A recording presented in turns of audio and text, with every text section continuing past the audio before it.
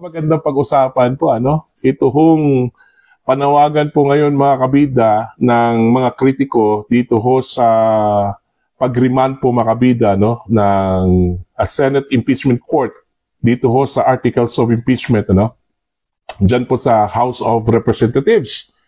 Nanawagan po sila po ngayon ng people power, Pumunta sa daan at magsalita laban ho dito sa ginawa ho ng Senate Impeachment Court.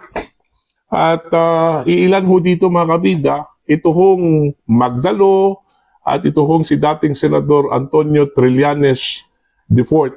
Ito, babasahin ko lang po, ito hong balita mula sa The Manila Times. Ang sabi po nila dito, Senate slump for act of treachery on unconstitutional decision versus Sara impeachment complaint. Ayun. Ito, babasahin ko lang po yung kanila pong balita, mga kabida, The decision of the Senate sitting as an impeachment court to remand the impeachment complaint against Vice President Sara Duterte to the House of Representatives was constitutionally troubling without legal basis and a big treacherous act against the people, according to groups and individuals who monitored the proceedings on Tuesday.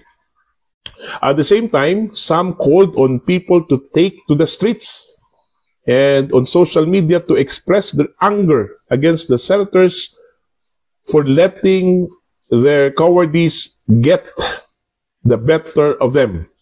Magdalo Representative Gary Alejano, who was among the original petitioners of the impeachment complaint, said, the ruling of the Senator judges was not only procedurally questionable, but constitutionally troubling.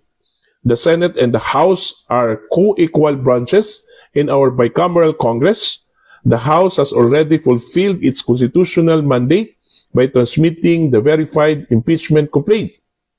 The matter is now squarely within the Senate's jurisdiction to hear, try, and decide, Alejano said in a statement. To send the complaint back is, in effect, passing the ball when it is no longer theirs to play. It undermines the integrity of the process and raises the dangerous precedent that a co-equal chamber can dictate or delay the work of another, said Alejano, as he urged the Senate to rise to the occasion, not as protectors of political allies, but as defenders of the Constitution and of public accountability. The people deserve a fair and transparent impeachment trial, not a political maneuver to escape it. Ang sabi po dito ni former Senator Antonio Trillanes, IV called on the people to push the Senate in continuing the impeachment trial to hold Sara accountable for her crimes. We also need to get involved in the upcoming street protest and raise our voices on social media. Let's make our feelings known to the senators, he said in Filipino. Ayan. So, yon, nananawagan po sila ng people power ho dito, mga kabida, E ang tanong ho dito, sinong makikinig po sa kanila, Wala namang nakikinig ho dito sa kanila, Lalong-lalo na po ito kung si Senator Trillanes po makabida, Hindi nga niya mapanalo yung kanyang sarili ho doon po sa kanyang mga labanan, Okay? Ilang beses na po yung tumakbo mga kabida, pagka-senador, tapos pagka-mayor, yung latest, Hindi ho nanalo Meaning, hindi ho pinapakinggan po ng taong bayan, mga kabida, Ito hong si Senator Trillanes. Tapos ngayon, nananawagan ho sila na sa mga tao to take action. Okay? Dito ho sa ginawa po ng Senado, Now, ang problema kasi dito ho sa opposition, Ito, magandang pag-usapan po ito, Ang problema lang kasi dito ho sa opposition, pag hindi ho nila makuha yung kanila pong gusto, kaagad gustong pumunta sa kalsada. Okay? Magdadabog sa kalsada, mga kabida. Gagamitin ang term na taong bayan. Ang unang tanong ko dyan, sino yung sinasabi ho nilang taong bayan? Alam naman po nila siguro na hindi ho sila majority mga kabida. Yung sinasabi ho nila na ito po yung gusto po ng taong bayan na magkaroon po ng impeachment. Sino nagsabi? Yung survey? Yung survey na nagsabi po na gusto ho nila ito hong impeachment laban ho kay Vice President Sara Duterte. Malinaw po na sukatan yung election po. Hindi ho yung surveys, okay? Diba? Yung election. Malinaw po. Kasi kung hindi ho gusto ng taong bayan, ito hong mga Dutertes, lalong-lalo na po, ito hong si Vice President Sara Duterte, sana yung lahat pong mga inendorso po niya, talo sana. Problema nanalo Okay? Nanalo po, Sino yung mga nanalo hong mga inendorso po? Mga mabibigat po yun, Mayor po ng Maynila, Gobernador po ng Cebu, okay? Of course, Davao. Sino po yung mga tinalo po ng mga inendorso po ni VP Sara, mga kabida? Manix Dalipe of Cagayan, Zamboanga, okay? Kimbo, Stella ng Marikina. Sinong nanalo po doon? 'Di ba si Mayor anong tawag po dito? Chodoro, 'di ba? Sino pa yung iba pang nanalo po, mga kabida, na mga inendorso po ni VP Sara?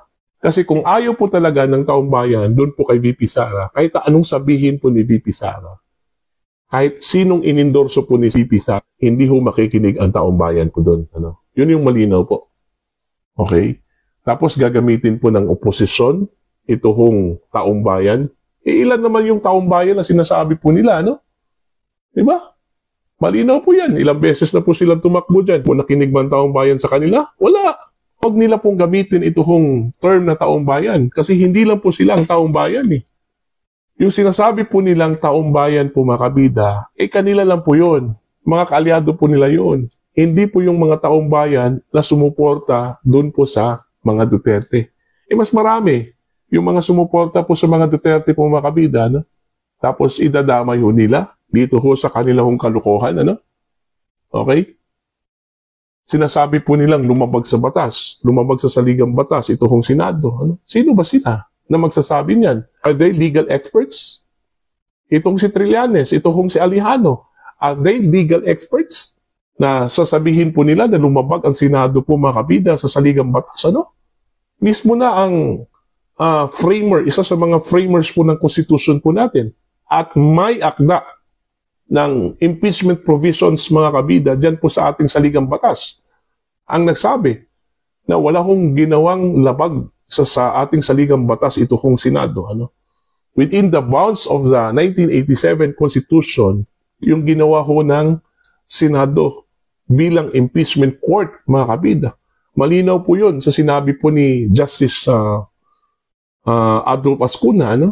Okay? Sino po si Justice Ascuna? Simple lang po yun. Framer lang po yun ng ating saligang batas. At saka pangalawa po, the principal author of the provisions ng impeachment po sa ating saligang batas. Okay? Kaya nga, wag ho tayong maniniwala dito ho sa mga taong experts kuno. Okay? Patunayan po nila, sila po experts. Gaya ho ni Trillanes, Alejano. Sino ba sila? Nasabihin po nilang lumabag po ang Senado sa saligang batas.